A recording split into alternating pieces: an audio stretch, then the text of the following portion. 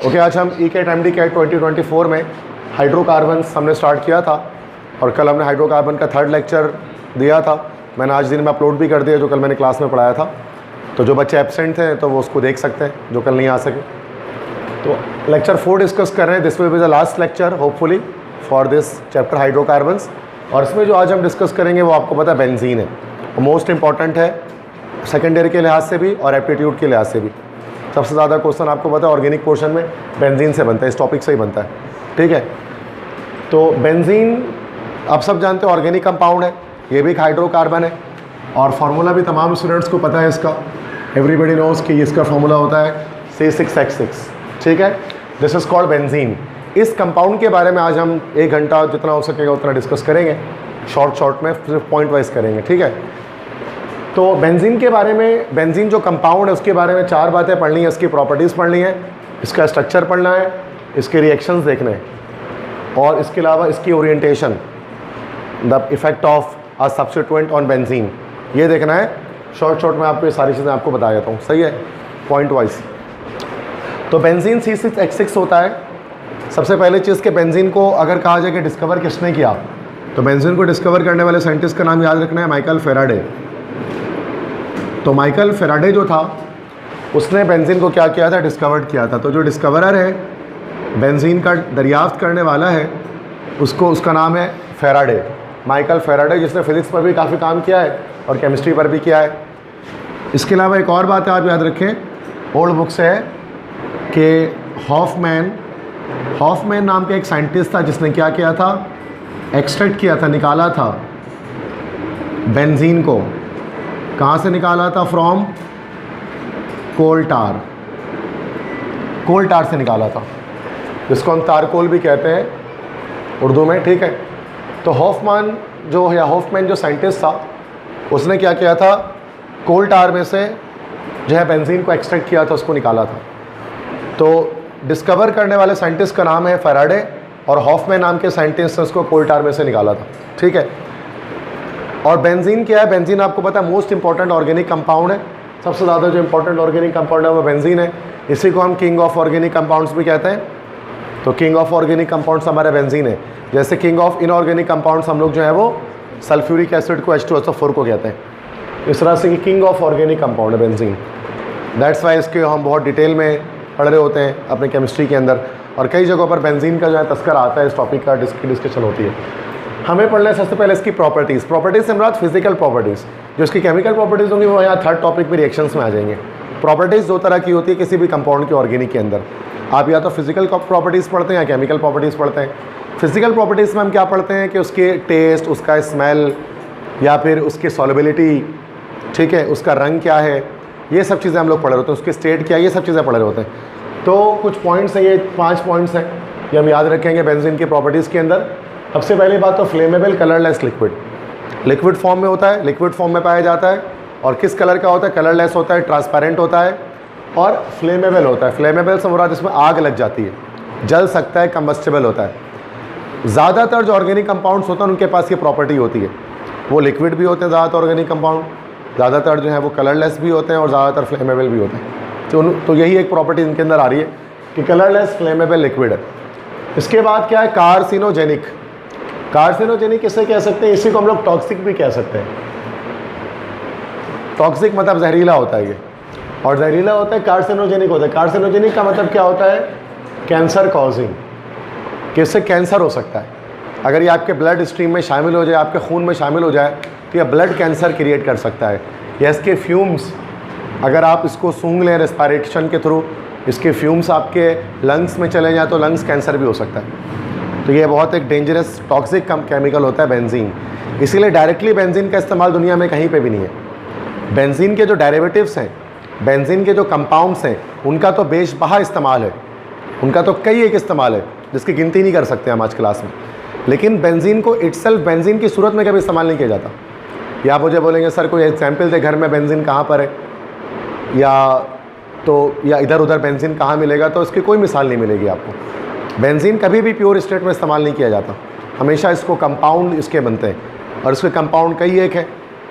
तो जितनी भी दवाइयाँ होती हैं, मैक्सिमम दवाइयाँ बेंजीन से ही बन रही होती हैं, मेडिसिन वगैरह, एस्पिरिन वगैरह, बहुत सारी चीज़ें। लेकिन बेंजीन इटसेल्फ इस्तेमाल नहीं किया जाता बिकॉज ऑफ कार्सिनोजेनिक नेचर, इसलिए उसको हैंडल भी नहीं किया जाता, इसको लैब में भी रखा जाता। जितने भी लैब आप किसी भी कॉलेज से बिलोंग करते हैं कराची के, लेकिन आपने कभी ज़िंदगी में अपने कॉलेज के या स्कूल के लैब में बेंजीन रखा मैंने देखा होगा। जब इतना बड़ा कंपाउंड, इतना मशहूर कंपाउंड है, लेकिन देखा आज तक किसी ने नहीं, क्योंकि इसको लैब में भी रखना जो है गलत है। क्योंकि ज़ाहिर से पता है फ्यूम्स उसके हैं, कोई भी बच्चा सूंघ सकता है तो उससे लंग्स कैंसर होने के चांसेस बहुत ज़्यादा होते हैं, या अगर ब्लड कैंसर हो सकता है। तो जाहिर सी बात है ऐसी चीज़ को कोई भी इंसान लैब में नहीं रखता, ठीक है। लेकिन हाँ होता ज़रूर है ये, मतलब कि फार्मास्यूटिकल कंपनीज़ में बड़ा केयरफुली इसको हैंडल किया जाता है ताकि कोई इससे जो नुकसान ना हो सके लोगों को। तो टॉक्सिक केमिकल है, जहरीला है। बॉइलिंग पॉइंट क्या है? 80 डिग्री सेंटीग्रेड है, 80 डिग्री है बॉइलिंग पॉइंट, याद रखेंगे। मतलब 100 से कम, वाटर से कम है, चूँकि वाटर तो फिर भी हाइड्रोजन बॉन्ड है ना, इसमें हाइड्रोजन बॉन्ड नहीं मिल रहा आपको, दैट्स वाई इसकी बॉइलिंग पॉइंट डाउन है। वाटर से कम है, नॉन पोलर नेचर का है, क्योंकि आप देख सकते हैं बॉन्ड कौन सा, CH बॉन्ड है। और जो CH बॉन्ड होता है हम सब जानते हैं कि इसमें वो CH बॉन्ड जो होता है वो नॉन पोलर बॉन्ड होता है because of very less electronegativity difference. इसकी वजह से ये कंपाउंड हमारा नॉन पोलर होता है, और नॉन पोलर होने की वजह से अगली बात भी समझ में आ जाती है, चूँकि ये नॉन पोलर है तो वाटर में सॉल्युबल नहीं होगा, पानी में हल नहीं हो सकेगा। तो ये जो बेंजीन होता है ये वाटर इनसॉल्युबल होता है, पानी में कभी भी डिज़ोल्व नहीं हो सकता है, ठीक है। तो ये इसके कुछ पॉइंट्स हमारे पास थे, सब हमें आगे प्रॉपर्टीज सबको आसान सी बात है, ये तो बस याद करने की बात है। रेक्टाफिकेशन वाले MCQs बन सकते हैं, इससे याद कर लिया तो MCQs पॉइंट आगे तो बता दें। अब आते हैं नेक्स्ट आगे स्ट्रक्चर पर, बेंजीन का स्ट्रक्चर कैसा होता है, ये भी एक बड़ा डिटेल टॉपिक होता है, पूरा एक लॉन्ग क्वेश्चन बना सकता है आपके ये सेकेंड ईयर में, ये इतना डिटेल क्वेश्चन होता है ये। तो बेंजीन का स्ट्रक्चर कैसा होता है? देखो बेंजीन के स्ट्रक्चर को अलग अलग तरह से बनाया जाता है, अलग अलग तरह से बना सकते हैं बेंजीन के स्ट्रक्चर को, ठीक है। तो सबसे पहले जो बेंजीन का स्ट्रक्चर बनाया था आपको पता है कि वो कैक्यूल ने बनाया था, उसको हम कैक्यूल्स स्ट्रक्चर कहते हैं। तो कैक्यूल्स स्ट्रक्चर, तो कैक्यूल्स स्ट्रक्चर किससे कहा जाता है? ये हमारे पास होता है, एक साइंटिस्ट था, जर्मन केमिस्ट था, जिसका नाम था ऑगस्टस कैक्यूल। ऑगस्टस कैक्यूल ने उसको जो है वो सबसे पहले बनाया था। ऑगस्टस कैक्यूल कौन था? He was actually a German scientist, German chemist था ये। ऑगस्टस कैक्यूल ने बताया था कि बेंजीन का रिंग कैसा होना चाहिए, साइक्लिक होना चाहिए।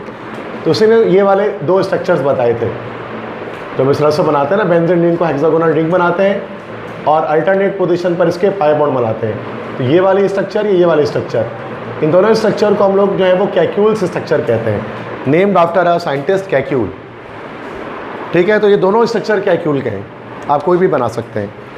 अच्छा, इनमें लेकिन देखने में एक चीज़ ये आती है कि इनके अंदर चूँकि आपको पाई बॉन्ड्स दिख रहे हैं, अब पाई बॉन्ड्स दिख रहे हैं तो ये बेंजीन कैसा होना चाहिए हमारे पास? अनसैचुरेटेड होना चाहिए या अनस्टेबल होना चाहिए because of the presence of pi bonds.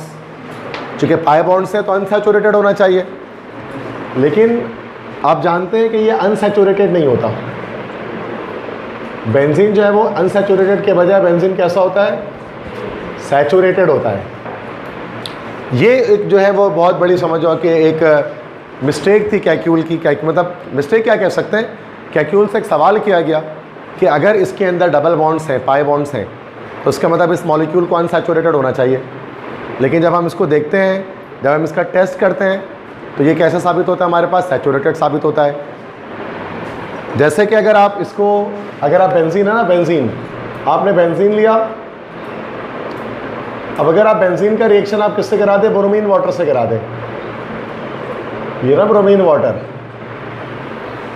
तो अगर ये मॉलिक्यूल अनसैचुरेटेड होगा तो ये क्या करेगा? ब्रोमीन वाटर के ब्राउन कलर को डिक्लराइज कर देगा, जो हमने कल पढ़ा था। ब्राउन कलर ब्रोमीन वाटर का डिस्चार्ज हो जाएगा, यही होना चाहिए ना भाई। लेकिन जब इस एक्सपेरिमेंट को किया जाता है बेंजीन में, जब एक टेस्ट ट्यूब में हम बेंजीन लेते हैं और बेंजीन के अंदर जब हम ब्रोमीन वाटर डालते हैं तो ब्राउन कलर डिस्चार्ज नहीं होता। तो ब्राउन कलर डजंट डिस्चार्ज कह लो या डिसअपियर कह लो, कि ब्राउन कलर जो है वो डिसअपियर नहीं होता।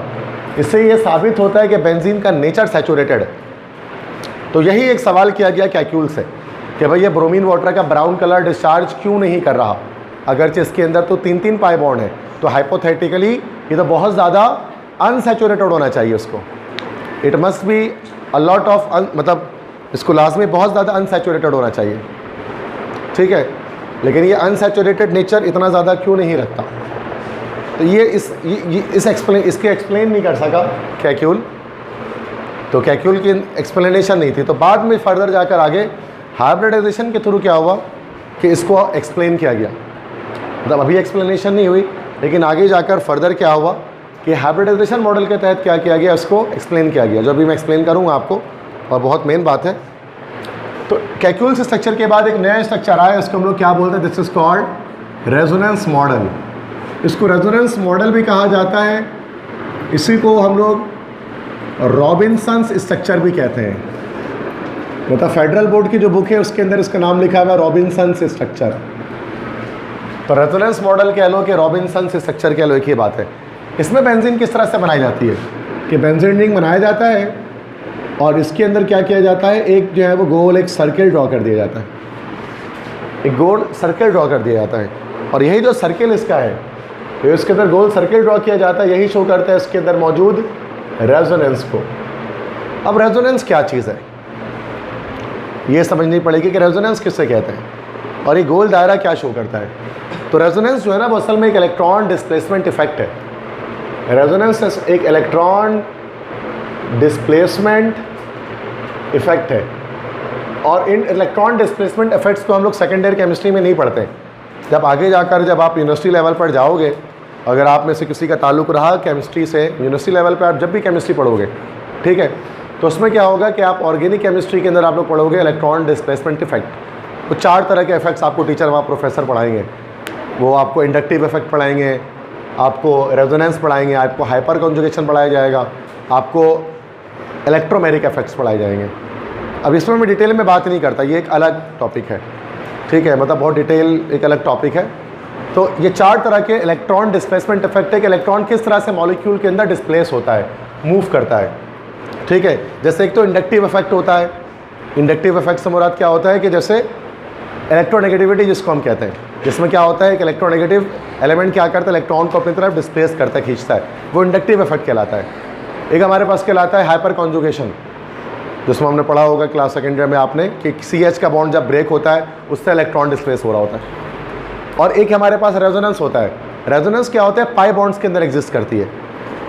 रेजोनेंस जो है ना, ये जो रेजोनेंस ये भी एक इलेक्ट्रॉन डिस्प्लेसमेंट इफेक्ट है। ये किसके अंदर एग्जिस्ट करती है, जब हमारे पास क्या होता है बेटा, कॉन्जुगेट पाई बॉन्ड। जब भी हमारे पास कॉन्जुगेट पाई बॉन्ड्स होते हैं तो सूरत में रेजोनेंस आता है।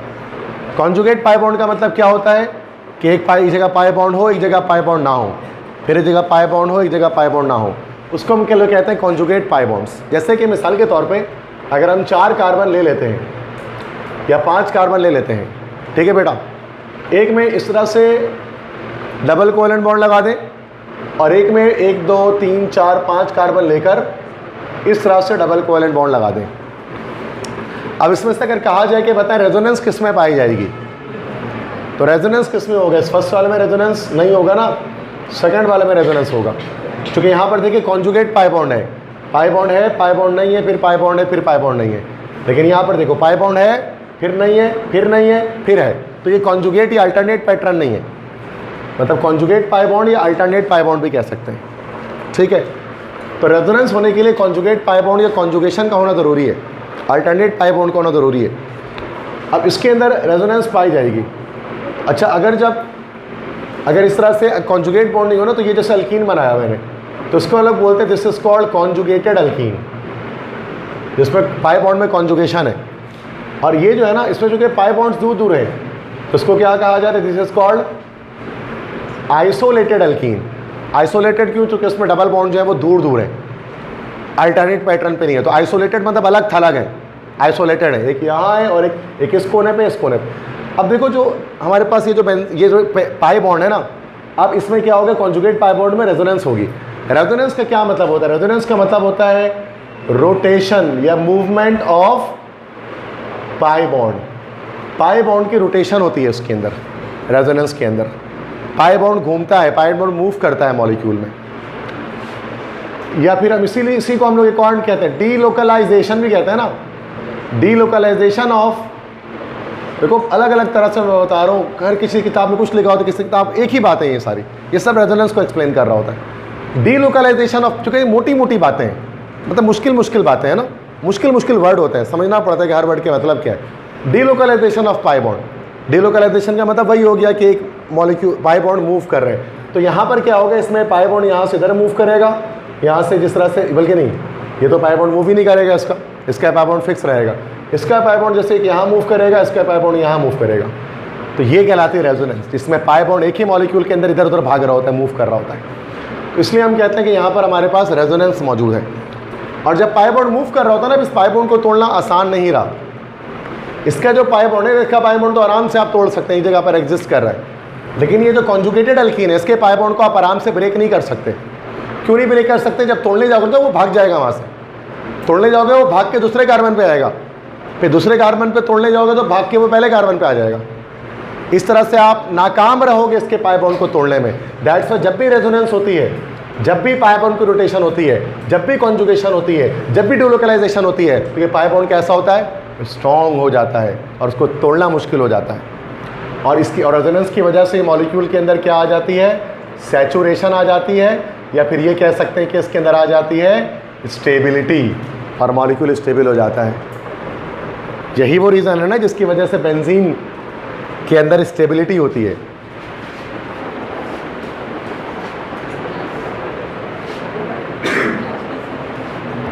रीज़न क्या है इसके पीछे? कि ये जो पाई बॉन्ड है ना, ये पाई बॉन्ड मूव करता है, ये पाई बॉन्ड इधर मूव करेगा, है ना भाई, मूवमेंट, और ये पाई बॉन्ड इधर मूव करेगा, और ये पाई बॉन्ड क्या करेगा? इधर मूव करेगा।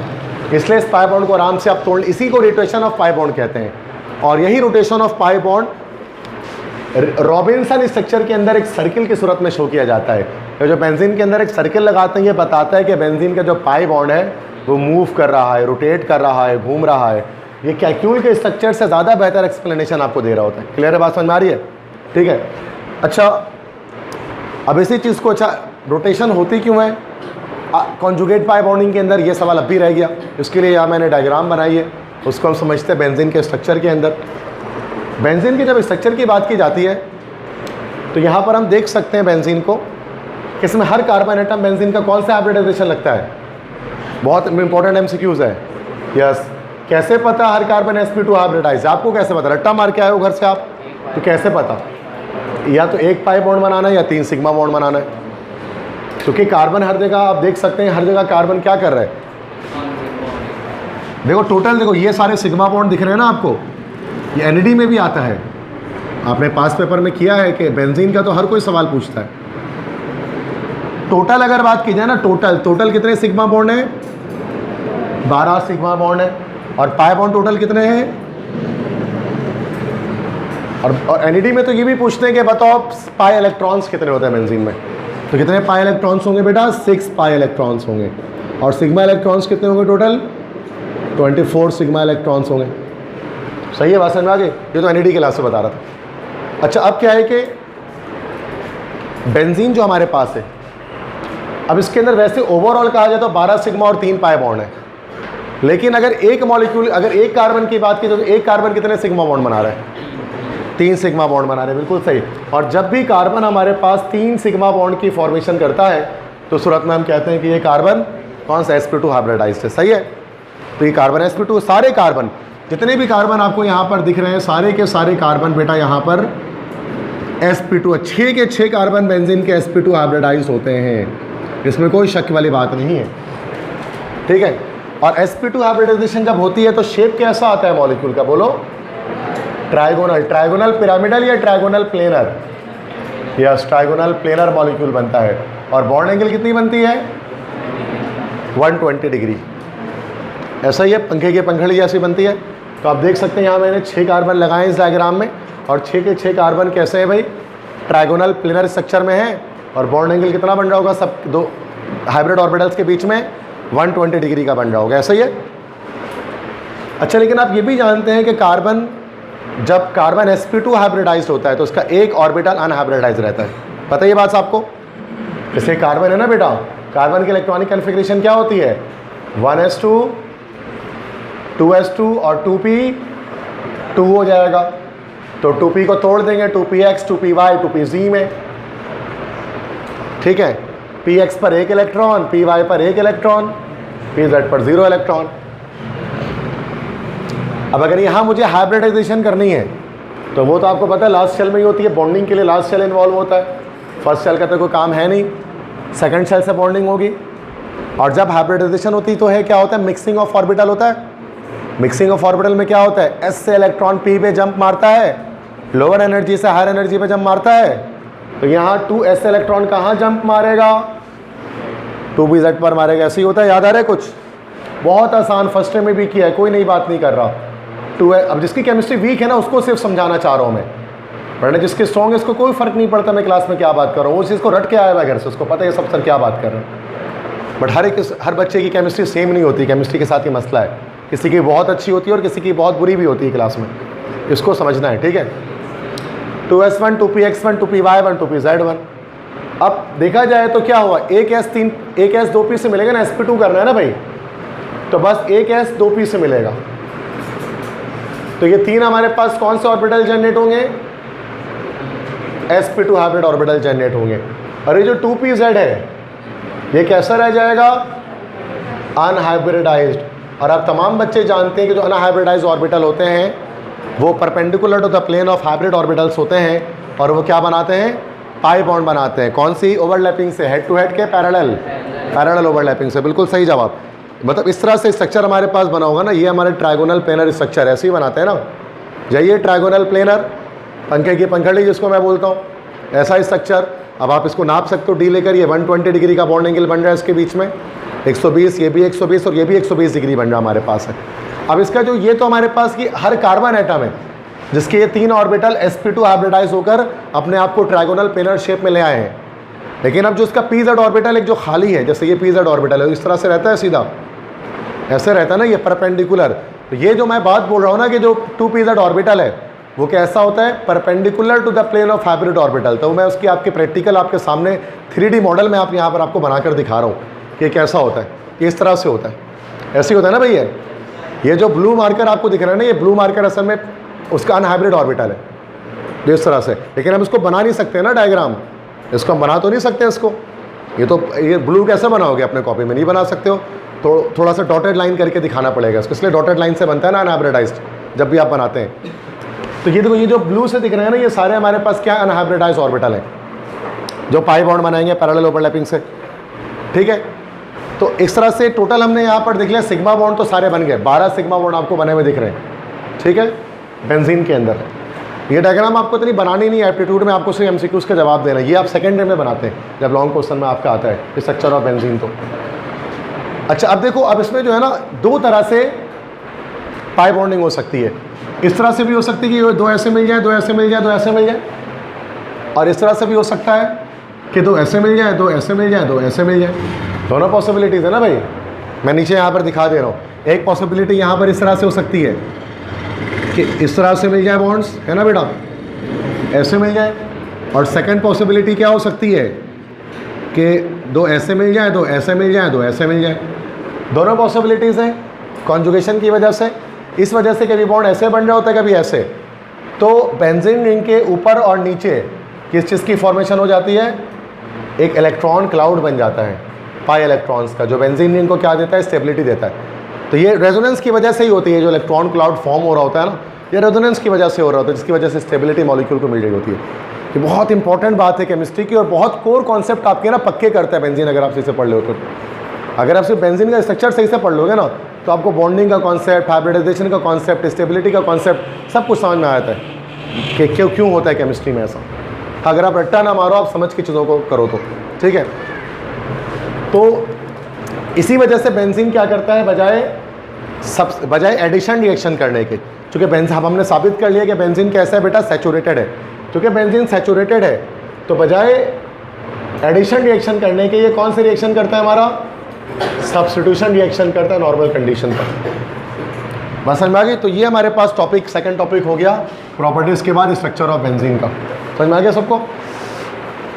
फर्स्ट है डायग्राम, मैंने बताया कि फर्स्ट और टू ये दो पॉसिबिलिटीज़ है पाई बॉन्ड बनने की। पाई बॉन्ड ऐसे ही बन सकता है, पाई बॉन्ड ऐसे ही बन सकता है। अब इसमें क्या होता है, कभी बॉन्ड इस तरह बन रहे होते हैं, कभी इस तरह बन रहे होते हैं, कभी इस तरह बन रहे होते हैं, कभी इस तरह बन रहा होता है। तो बेंजीन रिंग के ऊपर और नीचे, चूँकि जाहिर सी बात है ना, अगर हम बात कर लेंगे ना कि सारे जो ऑर्बिटल्स हैं, जैसे कॉपी दिखाएं, अब ये जो है ना, जैसे मान लेते हैं प्लेन है, ये सारे जो ट्राइगोनल प्लेनर स्ट्रक्चर है ना वो ऐसे इसके ऊपर बिछे हुए हैं, और जो पी जेड ऑर्बिटल है ना वो क्या इस तरह से आर पार हुए हैं, इस तरह से सारे इसके हैं, ठीक है। और पाई बॉन्ड जब बन रहा होता है तो किस तरह बन रहा होता है, पैरेलल ओवरलैपिंग हो रही होती है ना ऊपर से। तो क्या होता है, ये जो प्लेन है इसको हम कहते हैं प्लेन ऑफ बेंजीन या प्लेन ऑफ हाइब्रिड ऑर्बिटल। तो जो प्लेन ऑफ हाइब्रिड ऑर्बिटल है ना, इसके ऊपर और नीचे दोनों तरफ क्या होता है, एक इलेक्ट्रॉन क्लाउड जनरेट हो जाता है, चूंकि पाई बॉन्ड दो तरह से ऊपर बन रहा है, इस तरह से भी उस तरह से भी। तो ये जो इलेक्ट्रॉन क्लाउड बेंजीन रिंग के ऊपर और बेंजीन रिंग के नीचे बन रहा होता है, अगर हम उसको 180 डिग्री से देखें, तो फिर ये क्या करता है, बेंजीन को स्टेबल कर रहा होता है। यही रेजोनेंस की वजह से यही होता है। तो वही मैंने इलेक्ट्रॉन क्लाउड बनाया है रिंग के ऊपर और नीचे, समझ गए। तो हम लिखते भी तो हैं जब हम इसको क्वेश्चन आंसर में लिखते हैं तो कि an electron cloud is generated both above and below the plane of hybrid orbitals which gives it stability, ठीक है बेटा। अब इसके बाद देखते हैं रिएक्शंस ऑफ बेंजीन, ठीक है। सेकेंड ईयर के लिए भी इंपॉर्टेंट है, तो आप भी जानते हो, एप्टीट्यूड के लिए तो है ही। रिएक्शंस ऑफ बेंजीन, बेंजीन की रिएक्शंस को देखते हैं ज़रा। देखो बेटा, बेंजीन दो तरह की रिएक्शंस करता है। नॉर्मल कंडीशन पे वो क्या देता है हमारे पास है, सब्स्टिट्यूशन रिएक्शन देता है। और कौन से सब्स्टिट्यूशन रिएक्शन देता है, इलेक्ट्रोफिलिक सब्स्टिट्यूशन। नॉर्मल कंडीशन पे बेंजीन जो करता है इलेक्ट्रोफिलिक सब्स्टिट्यूशन रिएक्शन करता है, और एबनॉर्मल कंडीशन पर, एक्सट्रीम कंडीशन पर क्या करता है, ये एडिशन रिएक्शन करता है। तो असल में बेंजीन जो है ना उसका डुअल बिहेवियर होता है, बेंजीन का डुअल बिहेवियर है। डुअल बिहेवियर से मुराद ये कि बेंजीन बेक वक्त एक सैचुरेटेड मॉलिक्यूल की तरह से भी बिहेव कर सकता है नॉर्मल कंडीशन पे, और एबनॉर्मल कंडीशन पर, एक्सट्रीम कंडीशन पर एक अनसैचुरेटेड मॉलिक्यूल के तौर पे भी बिहेव कर सकता है। जब ये सैचुरेटेड बिहेव करता है, अगर आपसे पूछा जाए कि सैचुरेटेड बिहेवियर क्या शो करेगा, तो सैचुरेटेड की वजह से इलेक्ट्रोफिलिक कर रहा है, और अनसैचुरेटेड बिहेवियर की वजह से क्या कर रही है, हमारा एडिशन रिएक्शन कर रहा है। तो दोनों करता है बेंजीन, ठीक है। तो वन बाय वन देख लेते हैं, एक बार इलेक्ट्रोफिलिक सब्स्टिट्यूशन देख लेते हैं, एक बार ये देख लेते हैं, एडिशन देख लेते हैं। बट इतना आसान नहीं जितना आसान अभी ऊपर से आपको लग रहा है, ठीक है। ये तो बहुत ही बड़ा टॉपिक है, 5 लॉन्ग क्वेश्चन निकल सकता है इसके अंदर से, सिर्फ इस टॉपिक से, अगर मैकेनिज्म खोल दूँ अगर, तो पता है ना ये बात आपको। तो सबसे पहले हम लोग देखते हैं इलेक्ट्रोफिलिक सब्स्टिट्यूशन रिएक्शन, जिसको शॉर्ट में ESR लिख सकते हैं। इलेक्ट्रोफिलिक सब्स्टिट्यूशन रिएक्शन कौन सा रिएक्शन होता है, जिसमें बेंजीन के हाइड्रोजन को एक इलेक्ट्रोफाइल सब्स्टिट्यूट कर देता है, इसी को कहते हैं इलेक्ट्रोफिलिक सब्स्टिट्यूशन। जैसे ये हमने बेंजीन लिया, अब बेंजीन में आपको पता है 6 हाइड्रोजन होते हैं। जैसे मान लें कि यहाँ पर एक हाइड्रोजन है, अगर इसका रिएक्शन किसी इलेक्ट्रोफाइल से होता है, इलेक्ट्रोफाइल का मैंने आपको बता रखा है, this is electron loving species, ठीक है। और बेंजीन क्या होता है, बेंजीन एक न्यूक्लियोफाइल होता है, कल भी पढ़ा था हमने पास पेपर में, क्योंकि बेंजीन के पास 6 पाई इलेक्ट्रॉन्स होते हैं, तो ये आराम से पाई इलेक्ट्रॉन दे सकता है। तो NAD के टेस्ट में आता है ना कि बेंजीन इज तो which one of the following is a nucleophile, जिसमें आप लोग BF3 कल बता रहे थे, तो वो असल में ये होता है ना, बेंजीन होता है। बेंजीन एक न्यूक्लियोफाइल है, और न्यूक्लियोफाइल पर हमेशा एक इलेक्ट्रोफाइल अटैक मारता है। तो इलेक्ट्रोफाइल क्या करेगा, इस पर अटैक करेगा, अटैक करने पर क्या होगा, इसके हाइड्रोजन को हटा देगा, इसकी जगह पर ये खुद आ जाएगा इलेक्ट्रोफाइल, और H+ क्या हो जाएगा, बाहर हो जाएगा। इस स्पेसिफिक रिएक्शन को कहा जाता है इलेक्ट्रोफिलिक सब्स्टिट्यूशन रिएक्शन। अब ये जो इलेक्ट्रोफाइल है ना बेटा, ये इलेक्ट्रोफाइल बहुत तरह का हो सकता है। अब यहाँ जो इलेक्ट्रोफाइल आ रहा है ना, ये बहुत तरह का हो सकता है। ये इलेक्ट्रोफाइल Cl पॉजिटिव भी हो सकता है, ये NO2 पॉजिटिव भी हो सकता है, ये SO3H पॉजिटिव भी हो सकता है, ये R पॉजिटिव भी हो सकता है, और RC⋯O पॉजिटिव भी हो सकता है। इतने सारे, इसके अलावा भी होती हैं, हमारे बुक में ये 5 हैं, 5 तरह के इलेक्ट्रोफाइल अटैक कर सकते हैं। अगर Cl+ अटैक कर रहा है तो इस प्रोसेस को क्या कहा जाएगा, दिस इज कॉल्ड क्लोरीनेशन। अगर NO2 आ रहा है तो क्या कहलाएगा, this is called nitration of benzene. SO3H आ रहा है तो सल्फोनेशन, बिल्कुल सही। R+ आ रहा है तो अल्काइल, वैसे तो पूरा नाम होता है इसका फ्रीडेल क्राफ्ट, यस बिल्कुल, फ्रीडेल क्राफ्ट अल्काइलेशन, साइंटिस्ट का नाम है फ्रीडेल क्राफ्ट, इसने दिया था। और अगर RCO अटैच हो रहा है तो this is Friedel craft acylation. तो ये जो मैंने ब्लू से लिखा ना बेटे, ये ब्लू से जो मैंने लिखा, ये सारे टाइप्स हैं इलेक्ट्रोफिलिक सब्स्टिट्यूशन रिएक्शन की। तो ये साबित हुआ कि इलेक्ट्रोफिलिक सब्स्टिट्यूशन रिएक्शन के भी फर्दर 5 टाइप्स इसके होते हैं, 5 तरह के होते हैं। अच्छा, इसके अंदर आपसे मैकेनिज्म नहीं पूछी जाती एप्टीट्यूड के अंदर, तो मैकेनिज्म नहीं पूछी जाती तो हम इसके मैकेनिज्म की डिटेल में नहीं जाएंगे कि स्टेप 1 में क्या होता है, स्टेप 2 में क्या होता है, स्टेप 3 में क्या होता है। वैसे तो मैकेनिज्म है कि सिर्फ आप या तो बस इतना याद कर लो कि स्टेप के नेम याद रख लो कि किस स्टेप में क्या होता है, पूरे मैकेनिज्म नहीं याद रखो तो क्या पता ये एमसीक्यू में पूछ लें कि फर्स्ट स्टेप पे बताओ क्या होता है, 4 ऑप्शन दे सकते हैं। तो लेकिन पूरा नहीं याद करना मैकेनिज्म, वो फिर वेस्टेज ऑफ टाइम है एप्टीट्यूड के लिहाज से। तो मैकेनिज्म में बस ये याद रखना है कि इलेक्ट्रोफिलिक सब्स्टिट्यूशन के मैकेनिज्म में कितने स्टेप्स होते हैं बेटा? 3 स्टेप्स होते हैं। यही फ्री रेडिकल में भी 3 स्टेप होते हैं, फ्री रेडिकल सब्स्टिट्यूशन में, लेकिन उसमें 3 अलग अलग होते हैं, chain initiation, chain propagation, chain termination. इसमें भी 3 स्टेप होते हैं लेकिन नाम अलग अलग होता है ना। सबसे पहले जो स्टेप नंबर 1 होता है ये क्या कहलाता है? This is called formation of electrophile. सबसे पहले इलेक्ट्रोफाइल की फॉर्मेशन होती है, सबसे पहले इलेक्ट्रोफाइल बनता है, इलेक्ट्रोफाइल फॉर्म होता है। और वो हमेशा कैसे, वो कैटलिस्ट और उसके रिएक्शन से बनता है ना, मतलब रिएजेंट। क्योंकि बेटा देखो ये हमारे पास जो है वो सबस्ट्रेट है, ये रिएजेंट है, यहाँ कैटलिस्ट होता है, ये प्रोडक्ट होता है, ये लिविंग ग्रुप आया था, यही चीज़ होती है ना सारी। तो सबसे पहले स्टेप 1 में फॉर्मेशन ऑफ इलेक्ट्रोफाइल होती है। स्टेप 2 पर क्या होता है? Attack of electrophile on what? On benzene, बिल्कुल सही। और स्टेप 3 में क्या होता है? रिकवरी ऑफ कैटलिस्ट, कैटलिस्ट को रिकवर कर लेते हैं। बस ये नाम याद कर लेना है, कोई मैकेनिज्म करने की ज़रूरत नहीं है। तो बहुत लंबी कहानी से आप बच चुके हैं फिलहाल, ठीक है। हाँ, लेकिन आपको रिएक्शन याद करना पड़ेगा ना, ओवरऑल रिएक्शन आपको याद करना पड़ेगा कि ये 5 रिएक्शन किस तरह से होते हैं। उसको मैं लाजमी बताऊंगा, उसको आपको जाहिर सी बात है लिखना पड़ेगा कि इलेक्ट्रोफिलिक सब्स्टिट्यूशन रिएक्शन किस तरह से होता है। तो देखो बेटा, ये बेंजीन हमारे पास है, ये बेंजीन है, ये रेजोनेंस मॉडल बना देते हैं। इसके 5 रिएक्शन में डायरेक्टली इस तरह से आपको बता देता हूँ, एक ही लाइन में बता देता हूँ, ठीक है। अब देखो ये 5 तरह की रिएक्शन है, रिएक्शन 1, रिएक्शन 2, रिएक्शन 3, रिएक्शन 4 और ये रिएक्शन 5। लाइन से बता रहा हूँ, ठीक है। सबसे पहले रिएक्शन में हम लोग क्या करते हैं? नाइट्रेशन बता देता हूँ, ठीक है। इसमें क्या होता है? नाइट्रिक एसिड के बेंजीन के रिएक्शन किसके साथ होता है? नाइट्रिक एसिड और सल्फ्यूरिक एसिड का मिक्सचर, इसी को कहते हैं नाइट्रेटिंग एजेंट। तो ये एनईडी में आता है ना पास पेपर में कि which of the following is nitrating agent, तो फिर HNO3 और H2SO4 ये होता है नाइट्रेटिंग एजेंट, ठीक है। तो देखो सवाल इन्हीं सबसे कहीं से भी उठा लेते हैं, आपको पता नहीं होता ना इसमें, मतलब रट्टा तो हम मार रहे हैं एनईडी का पास पेपर, लेकिन कम से कम थोड़ा बहुत कॉन्सेप्ट तो बना कर जाए ना क्लास से, ठीक है। अच्छा, अब इसमें क्या हो गया इस सिचुएशन के अंदर? यहाँ पर हमारे पास क्या आ जाएगा? NO2 आ जाएगा और प्लस वाटर लिबरेट, ऐसी हो जाए वाटर लिबरेट हो जाएगा। इस कंपाउंड का क्या नाम बना? क्या बोलते हैं पता है इसको? हाँ मुबश्शिर, कल नहीं याद आ रहा था ना, नाइट्रोबेंजीन, आज याद आ गया, नाइट्रोबेंजीन। और ये पूरा प्रोसेस क्या कहलाता है? This is called nitration.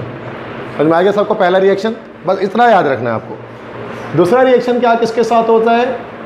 SO3 gas के साथ होता है, in the presence of sulphuric acid. ये 2 चीज़ होती हैं।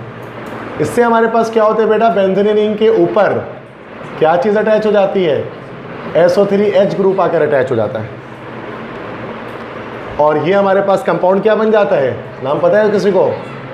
Yes, this is benzene sulphonic acid, इसको बेंजीन सल्फोनिक एसिड कहते हैं, ठीक है। और ये प्रोसेस क्या कहलाता है? This is called sulphonation of benzene, ठीक है। तीसरे में क्या करेंगे? जैसे हेलोजनेशन करते हैं ना, अब इसमें क्या होता है? कोई भी X2 ले लेते हैं in the presence of AlX3। ये AlX3 क्या होता है हमारे पास यहाँ पर? This is a Lewis acid. अब लेविस एसिड क्या होते हैं? सारे इलेक्ट्रॉन पेयर डोनर के एक्सेप्टर, इलेक्ट्रॉन पेयर एक्सेप्टर, बिल्कुल सही जवाब। तो लेविस एसिड जो हमारे पास होते हैं, ये हमारे पास होते हैं इलेक्ट्रॉन पेयर एक्सेप्टर, तो इसमें ना हैलोजन के साथ लेविस एसिड हमें लेना पड़ता है। अब ज़रूरी नहीं है AlX3 लो, अब लेविस एसिड के अंदर AlX3 भी ले सकते हैं, इसके अंदर हम लोग FeX3 भी ले सकते हैं और सिर्फ आयरन भी ले सकते हैं। ये तीनों पॉसिबिलिटीज़ याद रखिएगा, ज़रूरी नहीं है कि AlX3 हो, FeX3 भी हो सकता है और Fe आयरन सिर्फ भी ले सकते हैं। ये तीनों पॉसिबिलिटीज़ हैं। अच्छा, बनेगा क्या इस सूरत में? बेंजीन रिंग के ऊपर क्या आ जाएगा हमारे पास? X आ जाएगा, X आ जाएगा, ठीक है। और वैसे इसका नाम हम कॉमन नेम में बोलेंगे तो इसका नाम क्या बनेगा? This is halobenzene. अब देखो, अब इसके अंदर क्लोरिनेशन, ब्रोमिनेशन, आयोडीनेशन तीनों की जा सकती है। मतलब हेलोजन है ना बेटा X, इसमें तो F2 भी हो सकता है, Cl2 भी हो सकता है, Br2 भी हो सकता है और I2 भी हो सकता है। अब इन चारों में से आपको पता है क्या नहीं लेते? फ्लोरिनेशन पॉसिबल नहीं है, बाकी क्लोरिनेशन, ब्रोमिनेशन, आयोडीनेशन ये तीनों कर सकते हैं, ठीक है। तो अब इस सूरत में X की जगह पर आपको क्या करना पड़ेगा? Cl, Bri जो आप लगाना चाहो वो लगा लोगे और ये हेलोबेंजीन बन जाएगा। इस प्रोसेस को क्या बोलेंगे? This is called halogenation. इसमें Cl लग जाएगा तो यही क्या कहलाएगा? क्लोरिनेशन। Br लग जाएगा तो ब्रोमिनेशन, I लग जाएगा तो आयोडीनेशन। सही है, मैं डिटेल पे नहीं जा रहा था, ठीक है, समझ में तो आ गई ना बात। ये तीन टाइप समझ में आ गए। इसके बाद चौथे टाइप में क्या होता है? इसको हम कहते हैं फ्रिडल क्राफ्ट अल्काइलेशन। इसमें रिएक्शन किसके साथ होता है बेंजीन का? RH के साथ होता है ना, अल्काइल हैलाइड के साथ। In the presence of Lewis acid ले लो AlX3, क्या बन जाता है?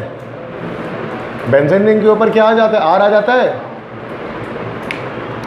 इस कंपाउंड को क्या बोलते हैं? टॉलिन बोलते हैं? नहीं, इसको बोलते हैं अल्काइल बेंजीन, ये इसी को एरीन बोला जाता है। अगर इसके ऊपर CH3 आ जाए ना तो वो टॉलुइन होता है, उसके लिए आपको रेडिकल में CH3 लगाना पड़ता है। यहाँ पर बात समझ में आ गई? मैं तो यहाँ एक जनरल मैकेनिज्म बता रहा हूँ। आप यहाँ पर अगर आप यहाँ पर आप CH3 लगा दो तो क्या होगा? इस R में CH3 आएगा ना, अब ये क्या बन जाएगा? Now this will be toluene. तो टॉलुइन तो अल्काइल बेंजीन की एक टाइप है। अल्काइल बेंजीन तो बहुत सारे होते हैं, इथाइल बेंजीन भी हो सकता है, प्रोपाइल बेंजीन भी हो सकता है ना भाई। और ये प्रोसेस क्या कहलाता है? This is called Friedel Crafts alkylation, चूंकि अल्काइल ग्रुप को आप यहाँ पर सब्स्टिट्यूट कर रहे हो। सबसे लास्ट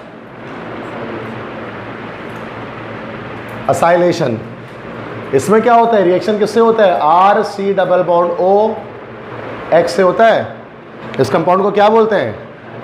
पता है क्या हारिस? बोलो। Acid halide. एसिड हैलाइड से रिएक्शन होता है in the presence of what? Same. आखिरी के तीनों रिएक्शन में लेविस एसिड यूज़ किया जा रहा है। और इसमें नतीजे में बनता क्या है? बेंजीन रिंग ऊपर C double bond O R, ये बन जाता है। ये मैंने अभी इसमें एक जनरल रिएक्शन किया है, तो ये देखो, ये एक तरह से कीटोन बना हुआ। अगर आप देखो तो मैं दिखाता हूँ। इस रिएक्शन को कहते हैं फ्रिडल क्राफ्ट असाइलेशन। असाइलेशन इसलिए कहा जाता है कि ये वाला ग्रुप होता है ना C double bond O R, इस ग्रुप को क्या नाम देते हैं? This is called acyl group. That's why इसको हम कहते हैं, क्योंकि असाइल ग्रुप लग रहा है ना अगर यहाँ पर। अब देखा जाए तो ये कीटोनिक है। कैसे कीटोन है sir? C double bond O एक तरफ रेडिकल और एक तरफ क्या लगा हुआ है? बेंजीन रिंग, मतलब C6H5 ये लगा हुआ है, तो एक तरह से कीटोन है। तो इसको हम इस तरह कॉमन नेम में नाम दे सकते हैं, अल्काइल फिनाइल कीटोन कह सकते हैं। अल्काइल ये रहा, फिनाइल ये रहा, कीटोन ये रहा, अल्काइल फिनाइल कीटोन। अब इसका जो सबसे फेमस मेंबर हम लोग बना रहे होते हैं ना, जो सबसे फेमस रिएक्शन इसका हम लोग कर रहे होते हैं असाइलेशन के अंदर, वो एसिटोफिनोन बना रहे होते हैं। याद है किसी को? कैसे बनते हैं एसिटोफिनोन? बेंजीन रिंग लिया, रिएक्शन किससे करते हैं? एसिटाइल क्लोराइड से। In the presence of AlCl3 क्या बन जाता है? बेंजीन रिंग के साथ C double bond O CH3 plus HCl यहाँ लिबरेट हो जाता है। अच्छा, यहाँ पर ये जो कंपाउंड बना ना, इसका कॉमन नेम क्या होता है? दिस इज कॉल्ड, तो आप लोगों ने ज़्यादातर जो क्लास में बच्चे बैठे हैं आप लोगों ने ये नाम सुन रखा है, क्योंकि आप लोग डायरेक्टली ये बनाते हो, बट कोई और भी रेडिकल लग सकता है। जैसे कि ऊपर अल्काइलेशन में हम रेडिकल चेंज कर सकते हैं, तो असाइलेशन में भी रेडिकल चेंज हो सकता है। लेकिन हम लोग पेपर में कॉमनली किसका एसिटोफिनोन का पूछते हैं, जिस कंपाउंड का कॉमन में क्या नाम है, दिस इज एसिटाइल क्लोराइड। तो बेटा ये 1 2 3 4 5 तरह के ये हमारे पास इलेक्ट्रोफिलिक सब्स्टिट्यूशन रिएक्शन होते हैं, जिसमें अलग अलग इलेक्ट्रोफाइल क्या कर रहा है, बेंजीन को सब्स्टिट्यूट कर रहा है।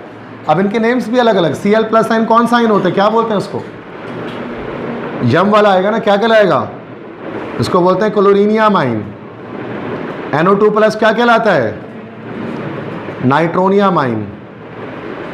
SO3H क्या कहलाता है, सल्फोनियम आयन।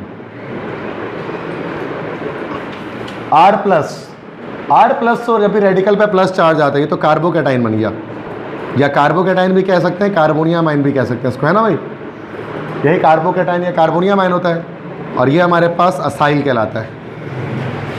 बात समझ में आ गई।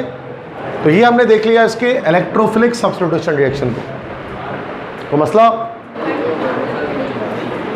अच्छा बेटा सेकंड, उसके बाद एडिशन रिएक्शन देख लें। एडिशन रिएक्शन में बस हमारे पास 2 रिएक्शंस हैं, वो देखना है कि बेंजीन जो है वो एडिशन रिएक्शन भी कर सकता है। एडिशन रिएक्शन में आप सब जानते हैं क्या होता है बेटा, पाई बॉन्ड ब्रेक्स, हर क्लास में बताता हूँ ना आपको, पाई बॉन्ड टूट जाता है एडिशन रिएक्शन में। और 2 ही रिएक्शन होंगे इसके अंदर, वो 2 याद रखिएगा, ठीक है, एप्टीट्यूड के लिए। सबसे पहला तो बेंजीन का रिएक्शन हम करा दें किसके साथ बेटा, हाइड्रोजन के साथ, 3H2 के साथ। और इससे क्या होगा, और ये रिएक्शन होगा निकल कैटलिस्ट की प्रेजेंस में हाई टेम्परेचर पे, क्योंकि हाइड्रोजनेशन आपको पता है इसी तरह से होती है। और सारे बेंजीन के पाई बॉन्ड टूट जाएंगे ना सारे पाई बॉन्ड, 6 हाइड्रोजन आकर अटैच हो जाएंगे। ये हमारे पास बेंजीन से कौन सा कंपाउंड बन जाएगा, ये तो बेंजीन था, बट ये तो बेंजीन नहीं है ना, क्या नाम है इसका, बोलो। बिल्कुल सही जवाब, साइक्लोहेक्सेन। अच्छा फार्मूले की बात करें अगर, इसका फार्मूला तो C6H6 था, इसका फार्मूला क्या होगा, 12 हो जाएगा, बिल्कुल सही, C6H12 हो जाएगा, क्योंकि आपको पता है साइक्लो अल्केन्स का फार्मूला अल्कीन की तरह से होता है, ये हमने बात कर ली है पीछे चैप्टर में। और इसके बाद दूसरा रिएक्शन किसके साथ याद रखना है बेटा, क्लोरीन के साथ ना, प्लस Cl2, इसमें भी टोटल 6 क्लोरीन हम लेंगे। अच्छा क्लोरीन के साथ एक रिएक्शन तो हम लोग कर लेते हैं लेविस एसिड के प्रेजेंस में, जो अभी हमने किया था, तो वो हमारे पास क्या हो जाता है, इलेक्ट्रोफिलिक सब्स्टिट्यूशन, मीन्स क्लोरोबेंजीन बन जाता है। लेकिन जब हमें एडिशन करानी होती है तो उस वक्त क्या कंडीशन यूज़ करते हैं, HNu लिखते हैं ना इसके ऊपर, HNu या फिर सनलाइट। जब सूरज की रोशनी की मौजूदगी में, जब सनलाइट की प्रेजेंस में, जब बेंजीन का रिएक्शन क्लोरीन से होता है तो क्या बनता है, पता है किसी को, सारे पाई बॉन्ड टूट जाते हैं और हर जगह पर आकर क्या लग जाता है, Cl अटैच हो जाता है क्लोरीन। अच्छा ये से यहाँ पर सब जगह हाइड्रोजन लग गया था। अब चूंकि हाइड्रोजन और कार्बन को तो हम साइक्लिक स्ट्रक्चर में शो नहीं करते, बट क्लोरीन को तो शो करते हैं, दैट्स व्हाई Cl यहाँ पर लिखा हुआ है। क्या नाम है इसका, बिल्कुल सही, हेक्साक्लोरोसाइक्लोहेक्सेन। किस लिए इस्तेमाल किया जाता है, किस लिए इस्तेमाल करते हैं, इंसेक्टिसाइड, कीड़े मार दवाई के तौर पर इस्तेमाल करते हैं, सही, इंसेक्टिसाइड।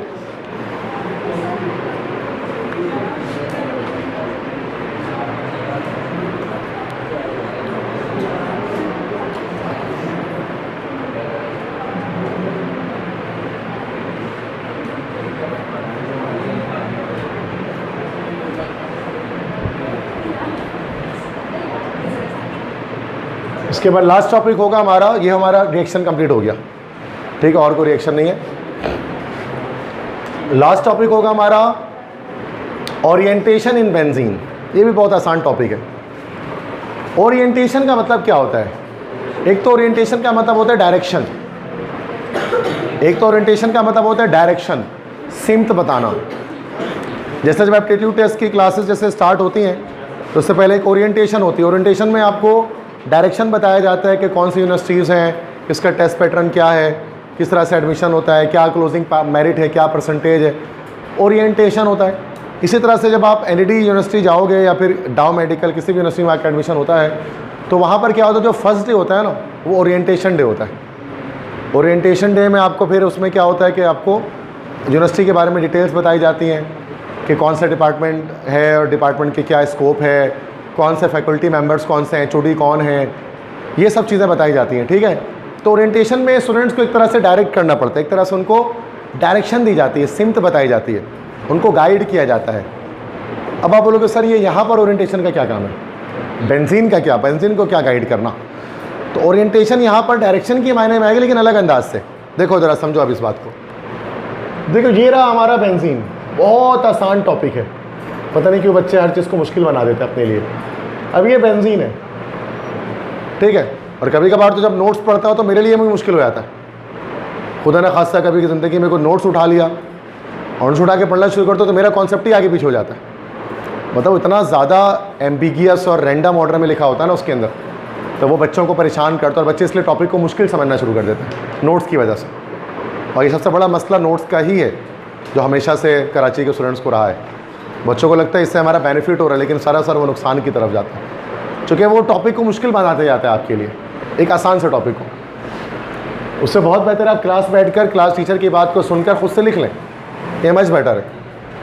अब देखो बेटा ये बेंजीन है, बेंजीन में अगर हम क्या करते हैं कि इलेक्ट्रोफाइल को अटैक कराना है, तो अब क्या होता है बेटा कि ये जो इलेक्ट्रोफाइल है ये किसी भी, ये हर तरफ हाइड्रोजन लगे हुए ना बेटा, 6 हाइड्रोजन लगे हुए, तो ये सारे हाइड्रोजन कैसे होते हैं, आइडेंटिकल होते हैं, सेम होते हैं।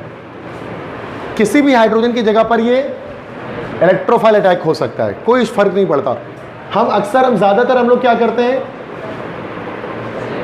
ऊपर वाले पर हम लोग इलेक्ट्रोफाइल को अटैच कर देते हैं, ऐसे ही करते हैं ना, वैसे कहीं और भी कर सकते हैं। क्या पता बुक में आपके इस वाले पे किया हो अटैक, क्या पता नोट्स में इस तरफ कर दिया हो, कोई फर्क नहीं पड़ता।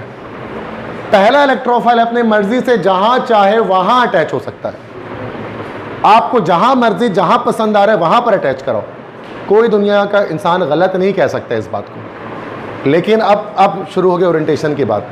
अब अगर दूसरा एक इलेक्ट्रोफाइल E' ये आकर इस पर अटैक करना चाहता है, अब ये अपने मर्जी से अटैक नहीं कर सकता, सेकंड इलेक्ट्रोफाइल। अब ये जो इलेक्ट्रोफाइल है ना लगा हुआ, ये फैसला करेगा कि ये E' कहाँ जाकर अटैक करेगा, इस बेंजीन पर। इसीलिए और इसी को कहा जाता है ओरिएंटेशन इन बेंजीन। और ओरिएंटेशन इन बेंजीन असल में क्या होता है, ये असल में होता है this is the effect of substituent on benzene. Substituent का बेंजीन पर क्या इफेक्ट होता है, यही चीज़ इसमें पढ़ते हैं ना हम लोग। ये तो बेंजीन था, जब इसमें एक सब्स्टिट्यूशन अटैच हो गए तो इसको क्या बोलते हैं, मोनो सब्स्टिट्यूटेड बेंजीन। ऐसा बेंजीन जिसमें एक सब्स्टिट्यूशन आकर अटैच हो चुकी है। अब मोनो सब्स्टिट्यूटेड बेंजीन पर ही ओरिएंटेशन देखा जाता है। अब अगला जो भी इलेक्ट्रोफाइल आ गया वो इस इलेक्ट्रोफाइल के लिहाज से अटैच होगा। अब इसके अंदर आपको पता है बेटा दो तरह से डायरेक्टर्स हम लोग देख रहे होते हैं। एक हमारे पास क्या कहलाता है, बिल्कुल हर बच्चा जानता है, इतना इंपॉर्टेंट टॉपिक है। एक कहलाता है ऑर्थो पैरा डायरेक्टर, या ऑर्थो पैरा डायरेक्टिंग ग्रुप्स भी कहते हैं इसको। और दूसरा क्या कहलाता है, मेटा डायरेक्टर, बिल्कुल सही। एक होता है ऑर्थो पैरा डायरेक्टर और एक होता है Meta director. Ortho para director कौन होता है, जो आने वाले इलेक्ट्रोफाइल को ऑर्थो और पैरा पोजीशन पर शिफ्ट करता है। अब आप पूछोगे सर ऑर्थो और पैरा पोजीशन क्या होता है, तो जिस बच्चे को नहीं पता उसको बता दूं। देखो बेटा ये बेंजीन है, इस बेंजीन पर अगर एक क्या बेटा इलेक्ट्रोफाइल अटैक कर गया, अब इस पर पोजीशंस आ जाएंगी, this is 1, this is 2, this is 3, this is 4, this is 5, this is 6। अभी ये 2 और 6 की पोजीशन क्या कहलाती है, ऑर्थो। 3 और 5 की क्या पोजीशन कहलाती है, मेटा। और 4th पोजीशन क्या कहलाती है, ये होता है ऑर्थो पैरा मेटा। तो फिर से बता दूं 2,6 ये हो गया ऑर्थो, 3,5 ये हो गया मेटा पोजीशन, और 4th पोजीशन क्या होती है हमारे पास, पैरा पोजीशन। फर्स्ट नहीं तो फर्स्ट पे तो लगा हुआ है ना, वहां तो अटैच कुछ हो नहीं सकता। अब ऑर्थो पैरा डायरेक्टर कौन कौन से होते हैं, बस यही याद रखना है, बस ये याद रखें कौन कौन से होते हैं। और इसकी सिंपल ट्रिक है, सिंपल ट्रिक के ऑर्थो पैरा डायरेक्टर सारे वो होंगे जिनके पास कहीं ना कहीं क्या मौजूद होगा, लोन पेयर ऑफ इलेक्ट्रॉन जिनके पास मौजूद होगा वो ऑर्थो पैरा डायरेक्टर होंगे। वो आने वाले इलेक्ट्रोफाइल को ऑर्थो और पैरा पोजीशन पर शिफ्ट करेंगे, सेकंड इलेक्ट्रोफाइल को, ठीक है। अब वो क्या क्या हो सकते हैं, NH2 हो सकता है, लोन पेयर है नाइट्रोजन पे, OH हो सकता है, बिल्कुल हो सकता है, OR हो सकता है, बिल्कुल हो सकता है, SH हो सकता है। लोन पेयर आता है ना, थोड़ा स्ट्रक्चर बनाना तो आप देख लेना, जिस पर लोन पेयर होता है वो ऑर्थो पैरा डायरेक्टर होता है। इसी तरह से हैलोजन हो सकता है ऑर्थो पैरा डायरेक्टर, क्योंकि हैलोजन में भी तो हमारे पास क्या है, लोन पेयर ऑफ इलेक्ट्रॉन है। अब एक ऐसा भी है जिसमें लोन पेयर नहीं है, फिर भी वो ऑर्थो पैरा डायरेक्टर है, और वो कौन होता है, alkyl radical R। Alkyl radical के पास लोन पेयर नहीं होता। अल्काइल रेडिकल जैसे कि मान लेते हैं, क्या लिख लेते हैं, CH3। अब यहाँ कार्बन पे कहाँ से दिखेगा लोन पेयर तुम्हें, 4 इलेक्ट्रॉन है, चारों इस्तेमाल हो गए, लोन पेयर बचा ही कोई नहीं। तो ये कैसे सर ऑर्थो पैरा डायरेक्टर हो सकता है, तो क्या बता, याद है किसी को, ड्यू टू हाइपर कॉन्जुगेशन। तो इसके पास लोन पेयर होता तो नहीं है, लेकिन वो हाइपर कॉन्जुगेशन के थ्रू लोन पेयर प्रोड्यूस कर सकता है। अब वो कैसे करता है ये बात समझने की नहीं है, ठीक है ना। बट ऐसे मैंने एक्सेप्शन बताया कि ये एक्सेप्शन है। वाहिद रेडिकल ऐसा होता है अल्काइल रेडिकल, मतलब टॉल मिथाइल वगैरह, जिसपे लोन पेयर नहीं होता लेकिन वो ऑर्थो पैरा डायरेक्टर होता है। अब आ जाओ मेटा डायरेक्टर कौन से होते हैं। मेटा डायरेक्टर को पहचानने का 2 तरीका। पहली बात तो no lone pair of electron in central atom. Central atom में लोन पेयर ऑफ इलेक्ट्रॉन होगा ही नहीं, तो मेटा डायरेक्टर, जैसा कि फॉर एग्जांपल NO2। अब NO2 का स्ट्रक्चर बनाओगे, NO2 पर लोन पेयर नहीं आएगा, तो NO2 क्या है, मेटा डायरेक्टर।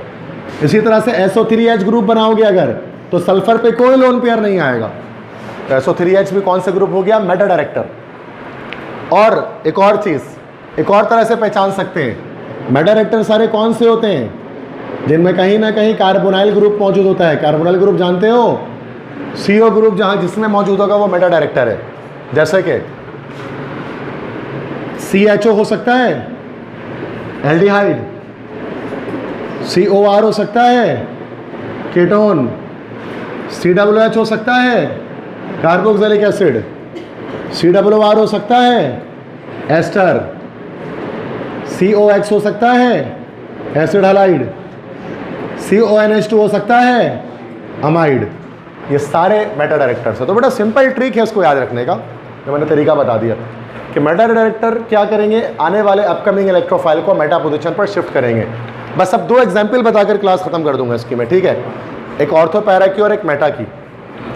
जैसे पहले हम मेटा डायरेक्टर की मिसाल देख लेते हैं बेटा, या पहले हम ऑर्थो पैरा की देख लेते हैं। देखो जरा, ये बेटा हमने लिया क्या भाई, टॉलुइन। ये टॉलुइन हो गया, मिथाइल बेंजीन भी कह सकते हैं ना। क्या कर दें इसकी, जैसे कि क्लोरीनेशन कर दें, क्लोरीनेशन कर देते हैं। क्लोरीनेशन करने के लिए क्या करना पड़ेगा, Cl2 से रिएक्शन कराना पड़ेगा in the presence of AlCl3।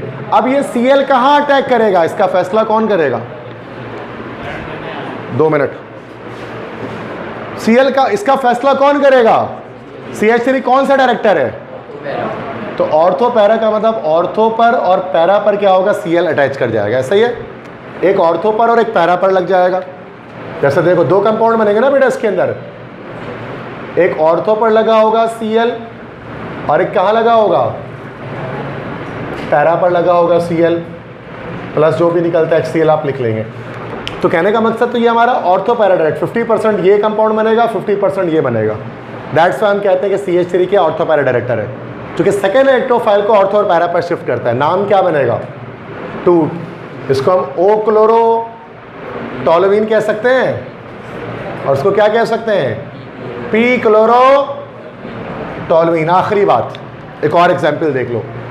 मैं क्या कर दूँ, टॉलुइन के बजाय मैं ले लूँ यहाँ पर SO3H ले लूँ, benzene sulphonic acid Meta director है, इसकी भी क्या करते हैं, क्लोरीनेशन कर देते हैं। ठीक है बेटा, अब ये Cl2 कहाँ अटैक करेगा, इसका फैसला कौन करेगा? मेटा डायरेक्टर है ये, तो ये कहाँ अटैच करेगा? मेटा इस या इस दोनों में से किसी एक मेटा पे कर लेगा। 3 5 जो तुम्हारी मर्जी किसी में भी लगा लो। तो क्या हो जाएगा यहाँ पर, SO3H यहाँ आ गया और Cl यहाँ आ गया और प्लस HCl जो निकल जाता है वो निकल जाएगा। क्या नाम बन जाएगा इसका?